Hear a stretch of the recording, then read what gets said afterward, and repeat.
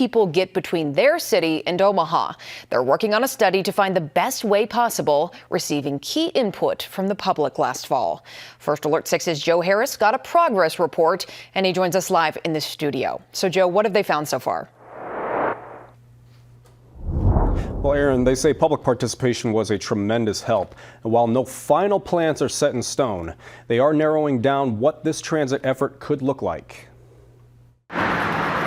Council Bluffs resident Chase Taylor says there are areas of town public transportation neglects. It's just a matter of making sure you have certain areas, like low to mid-traffic areas, that have more bus stops between them on the route, or even just adding it to the routes. Ron Holmes wants to see a route that goes over the Veterans Memorial Bridge and loops north through downtown Council Bluffs before going back into Omaha. We have a lot of people that don't get the option of being able to visit family if they're kind of in that area, but also going even further east on Veterans Memorial. We have several nursing homes that families want to go and visit. They almost have to get a ride somehow. It's ideas like these that Council Bluffs is working with for its linkages study, which aims to identify multimodal and transit connections between the two downtown areas. Along with consulting firm Felsberg, Holt & Olivig, they held the first of 3 public workshops on it in September. What we're trying to do with the project, and get their initial input on,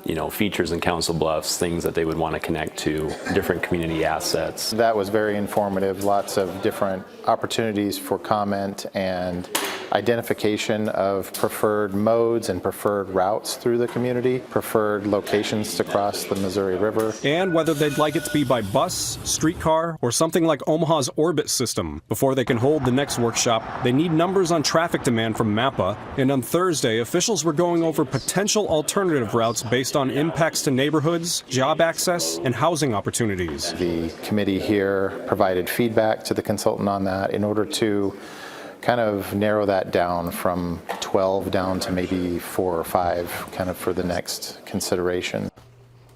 Now, Council Bluffs and its partners say they're looking to wrap up the linkages study in the first half of 2026. In the studio, Joe Harris, First Alert 6.